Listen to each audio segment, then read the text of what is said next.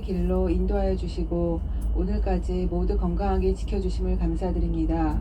오늘 또 다른 시작으로 시작할 때 주님 은혜 가득 부어주시며 저희 모두 영육 강건하게 지켜주시옵소서. 하나님 아버지, 저희가 이 순례 기쁨과 은혜를 평생 간직하게 하시고 또 그 은혜로 평생 살아가게 도와주시옵소서. 감사드리며 모든 말씀 예수님 이름으로 기도드립니다. 아멘. 성경에서 만나는 장소. 그러니까 전 세계적으로요, 성경책은 역사책으로 보거든요. 하나님의 역사책이잖아요. 근데 우리나라만 종교책이라고 딱 구분을 시키더라고요. 근데 우리나라에서도 여기 그리스 지중해 답사 오실 적에 성지순례 이렇게 묻혀서 오시는 분들 많으세요. 그러니까 성지순례를 오셔야지만 역사 탐방이 가능하거든요. 패키지 여행은 그냥 여행이에요. 그래서 역사를 좀 이제 알고자 하시는 분들은 성지순례에 묻혀서 오시는 분들이 상당히 많으십니다.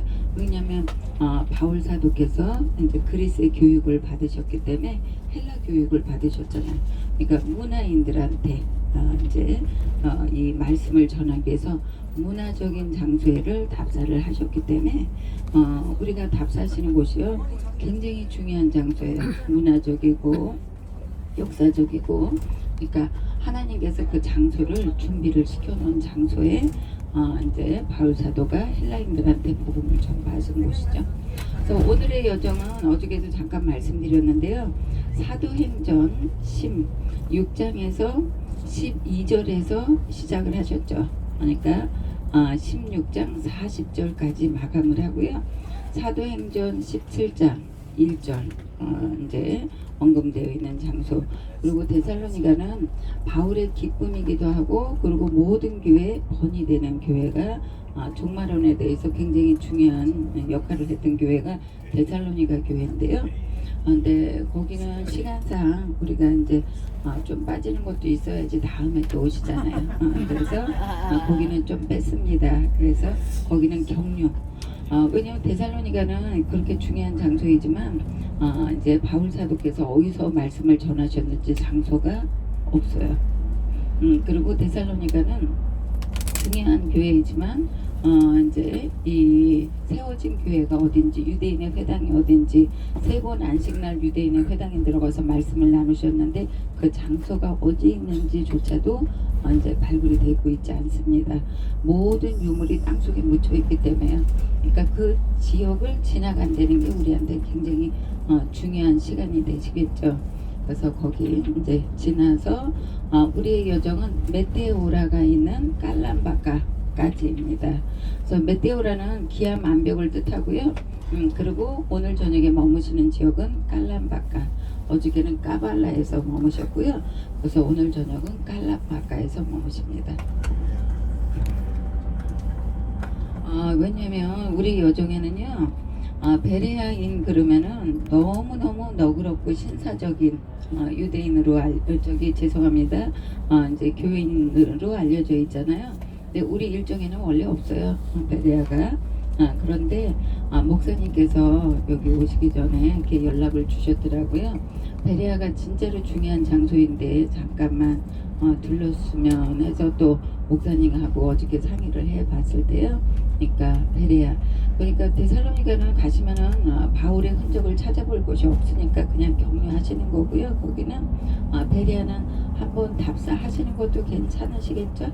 네. 그러면 일정이 없지만, 우리의 일정에 있는 데는 우리가 만들어서 온 거지만 일정이 없는 데 가시는 거는 하나님께서 불러주시기 때문에 가시는 거니까 더 의미가 있겠죠. 그래서 베레아는 유대인의 회당이 있어요. 근데 우리가 간다고 해서 오픈을 해주는 공간은 아니거든요. 그러니까 전 세계적으로 현재까지 바울이 들어간 회당이 현재까지 남아있는 지역이 베레아뿐이 없어요. 근데 거기는 우리한테 오픈을 안 해주니까 그 유대인의 마을이 있는 데까지는 갈 필요는 없고요.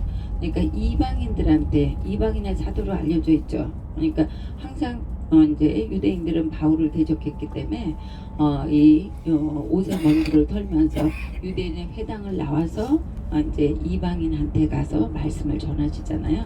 그러니까 비마터, 비마는 연단 보폭이라는 뜻이에요. 올라가서 주님의 말씀을 선포한 장소를 비마라고 하죠. 그래서 지금 목사님들께서 설교하는 설교대를 비마라고 합니다. 헬라어에서는. 그러니까 베레아 가시면은 바울 사도께서 베레아인들한테 말씀을 전한 이 장소 가셔서 이제 사진 촬영하시고요. 그 장소가 중요하니까 그 장소 이제 느끼시고, 또 이제 이 인도 목사님께서 또 기도해 주실 거죠? 네. 그렇게 해서 오늘 여정은 이제 암비볼리, 사도행전 17장 1절에 언급되어 있는 암비볼리에서 식사하시고요. 거기는 유적지는 또 바울 사도가 말씀을 선포한 장소는 있지만 유적지가 항상 문이 닫혀 있어요. 그래서 암비볼리를 상징하는 사자상, 일정 보시면 암비볼리 사자상으로 나왔죠. 네, 사자가 굉장히 중요한 역할을 합니다. 그래서 사자상 답사하시고요. 사자가 뭐 돌덩어리지 뭐 그러시는데 역사적으로, 그리고 인문학적으로, 또 성서적으로 굉장히 중요한 역할을 해요. 그러니까 사자상 보시고요. 또 아볼로니아 가시면 바울 사도가 말씀을 선포한 비마터가 또 있어요. 그래서 거기 답사하시고, 그러고 나서 이제 베레아 들렀다가 숙소에 가시면 한 6시 반 정도 되지 않을까 싶어요. 굉장히 디미트리 이제 이 2700년 전에 이오니아 사람들이요 유럽으로 진출을 해요. 진출을 해서 어저께 보셨던 네아폴리에다가, 그래서 새로운 도시라는 뜻이에요. 그래서 여기는 마게도니아 지역이 아니었거든요. 그래서 이쪽으로 와서 생활하다 보니까 생활이 잘 안 돼요. 물이 없으니까. 그래서 여기를 떠나가지고 이 안쪽으로 들어갔더니 물이 엄청 많아요. 그래서 이 지역은 크리니테스다. 그래서 물이 많은 지역이다. 이렇게 지명을 붙여놓고 생활을 하는데 한 2세기 동안 200년을 생활을 했나 봐요. 그렇게. 근데 알바니아인들이 내려오고 불가리아인들이 내려오니까 슬라브인들이거든요. 우악스러운 이런 인들이에요. 그러니까 저항할 바가 없죠. 그때 필리포스 2세가 전 그리스를 통일을 시키고 있던 시대예요. 그 시대 때, 왜냐면 필리포스 2세는 델로스 동맹, 그리고 펠로폰네소스 반도 동맹에 가입하고 싶었는데 우악스러운 산양의 후손들이다. 산에 사는 사람들이 니네들은 문화인들이 아니야. 그리고 안 받아주었어요. 그러니까 필리포스 2세가 나라를 급속히 발전시켜서 전 그리스를 통일을 시키게 되죠. 그러니까 암비볼리에 정착해 있었는데 크리니테스 사람들이 필리포스 2세를 데리고 와요. 우리 좀 도와주세요. 왜냐하면 저 우악스러운 사람들이 내려왔는데 우리가 수가 작아서, 그리고 북쪽 사람들은요 쇠무기가 있었어요. 그러니까 좀 도와주세요. 그러니까 필리포스 2세가 와가지고 불가리인들을 물리쳤는데 떠나질 않아요. 내가 영토를 넓히고 있는 사이에 이 사람들이 나를 불러줬으니까 이거는 신의 뜻이다. 그리고 여기에 머물게 돼요. 그래서 여기다가 자기 이름으로 개명을 해서 크리니테스를 필리피라고 개명을 하게 되죠. 그러니까 우리는 빌립보, 왜 빌립보라고 불러주냐면 성경이 번역이 돼서 들어올 적이에요. 그때는 한자가 번역이 돼서 들어왔잖아요. 그랬을 때 필리피 그러면 얼마나 이제 조금 낮아지죠. 받침이 2개가 들어가니까 좀 쌍스럽다. 양반님네들이 쓰는 용어는 아니다. 그래서 하나의 단어를 빼다 보니까 빌립보가 돼요.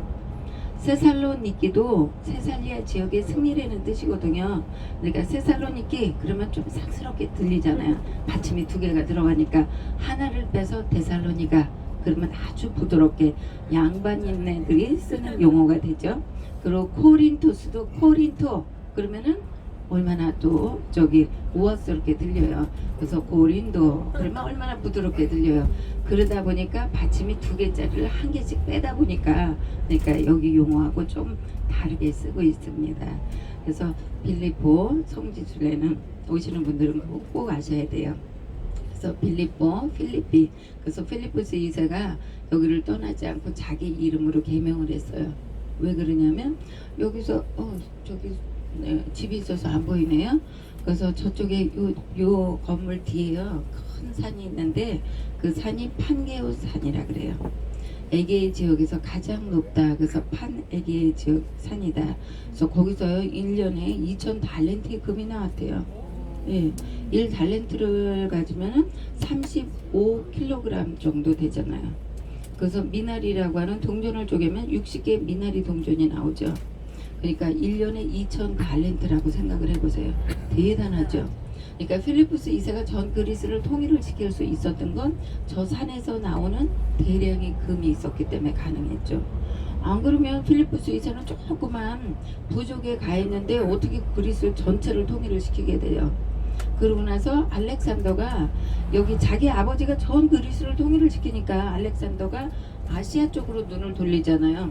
저기에서 나오는 대량의 금이 없었다면 알렉산더로도 꿈을 꿀 수가 없었겠죠. 그러니까 왜냐하면 그때는 전쟁을 한다 그러면 도시 하나가 움직였어요. 그러니까 전쟁하기 전에 바베큐 구워줘야 되니까 동물도 사육을 해가면서 혼자서 병사들만 지금처럼 군인들이 출마를 한 게 아니고요. 식솔들도 다 데리고 다녔어요. 병사 한 명이다 그러면은 한 3명 내지 4명이 거기에 덧붙여요. 그러니까 병사가 10명이다 곱하기 3 아니면 4를 보태니까 40명 아니면 30명 정도에 움직였죠. 1000명이다 그러면 3000명 아니면 4000명이 움직였어요. 그러니까 도시 하나가 움직이려면은 돈이 필요하잖아요. 그러니까 저 판게온 산에서 나오는 대량의 금이 없었다면 알렉산더 대왕이 인도까지 내려가지 못했을 거예요. 그러니까 알렉산더가 쟤네들이 우리 신을 넘봤으니까 자 우리 신의 명예를 되찾자. 그리고 이집트에 가서 물어보죠. 사제한테 아버지를 죽인 아들이 제사함을 받았소 하니까 왜냐면 사제들은 신전 바깥에서 신탁을 내려줘야 되는데 신전 안으로 들어가서 얘기를 전했고요.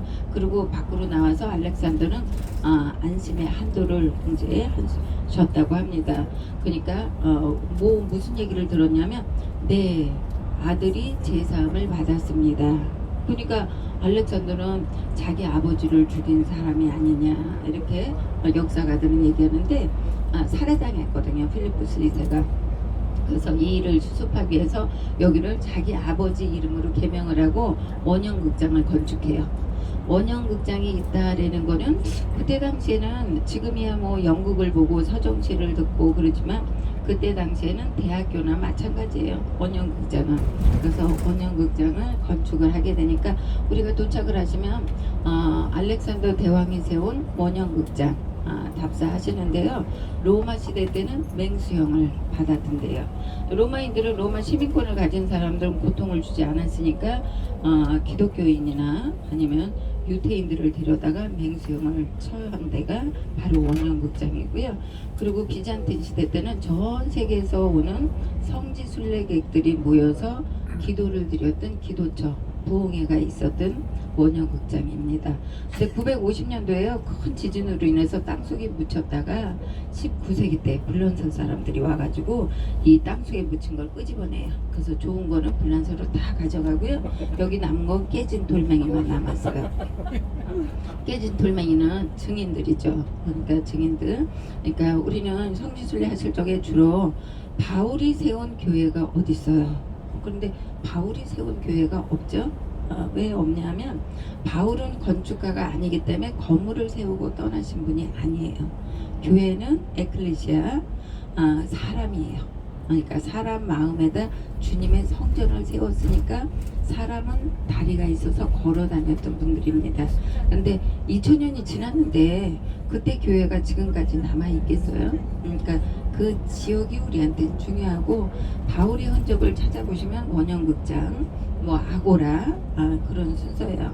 그러니까 저는 여기 목사님 계시니까 이제 은혜스러운 말씀 목사님을 통해서 들으시고요. 예, 두 분 목사님 계시니까요. 저는 가이드니까 그 장소만 안내를 해드릴게요.